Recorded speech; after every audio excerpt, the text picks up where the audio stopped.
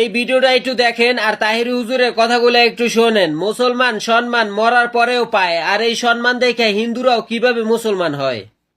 আজকের ভিডিওটা এমন একটা ভিডিও, আপনারা বেশি বেশি শেয়ার করবেন। দেখেন ভিডিওটা। একটা হিন্দু আমার কাছে কালিমা পড়ে মুসলমান হয়েছে, আর একটা মহিলা কালিমা পড়ে মুসলমান হলো।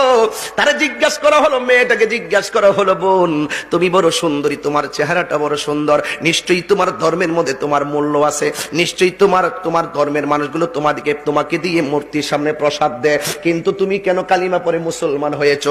হাজার হাজার মানুষ সাক্ষী আছে। এই মেয়েটা ডাক দিয়ে কয়, আমার বাবা মারা গেছে, আমার বাবার চিতাশালায় পোড়ানোর জন্য নিয়ে গেছে, কাঠের মধ্যে আমার বাবার লাকড়ির মধ্যে শোয়াইয়া আমার বাবারে শুবাইছে, এর উপরে আবার লাকড়ি দিয়া নিচ দিয়া আগুন ধরাই দিছে। একটু পরে দেখলাম বাবার শরীরের মধ্যে আগুন লেগে গেছে, এই পাটা হঠাৎ করে ঠ্যাঙ্গা বাইরা উপরে উঠে গেছে, আমার বাবার বডিটার মধ্যে লাঠি দিয়া বাইরাইতে শুরু করছে, কিন্তু দেখলাম বাবার গায়ের মধ্যে জীবনে কেউ আঘাত করে নাই, আমার চোখের সামনে বাবার পায়ের মধ্যে আঘাত করেছে। ঠিক ঘটনাক্রমে কিছুদিন পরে আমার মা মারা গেছে। আমার মা অনেক পর্দাশীলা ছিল, হিন্দু হলো, আমার মা অনেক পর্দা করত, কিন্তু আমার মার পিঠ কেউ দেখে নাই, আমার মার পেট কেউ দেখে নাই, পা কেউ দেখে নাই। আমার মা এত পর্দা করত। আমার আম্মা মারা গেল, আমার আম্মারে চিতাশালার মধ্যে নিয়ে গেছে, হিন্দুদের বিধি অনুযায়ী তারে পোড়াবে, লাশটাকে কাঁধে করে নিয়ে গেল, আবার লাকড়ির মধ্যে শোয়াইয়া তার উপর দিক দিয়ে লাকড়ি দিয়ে নিচ দিয়ে আগুন ধরাই দিল। আগুনটা ধরাই দিদিরই চোখের পলকে মার জামাটা পুইরা গেছে, যে এই মার বডি কেউ দেখে নাই, এই বডিটা মানুষের সামনে ওপেন হয়ে গেছে।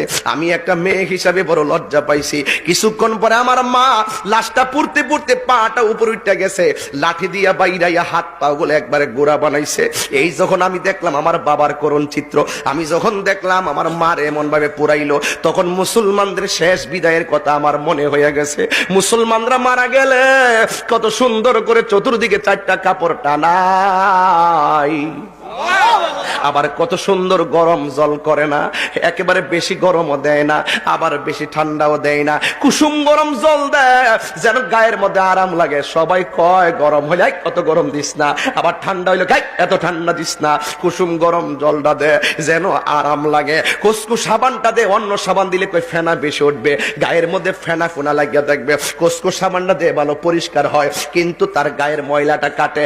এত মায়া কইরা তার লাশটাকে দাফন করে। বন্ধু রে, ও বন্ধু, একটা কথা মনে রাখবেন, হিন্দু মেয়েটার উত্তর দেখেন কত সুন্দর। আমরা তো রেডিমেড ইসলাম পাইলাম, কদর করতাম জানি না। আমরা তো রেডিমেড মুসলমানের ঘরে মুসলমান হইলাম, আমরা ভাবতে জানি না। আজকের ঈদগার মাহফিল থেকে ভাবতে হবে তুমি শ্রেষ্ঠ জাতি। কথা বলেন ঠিক কিনা বলেন? এই জন্য যুবক, এই মেয়েটা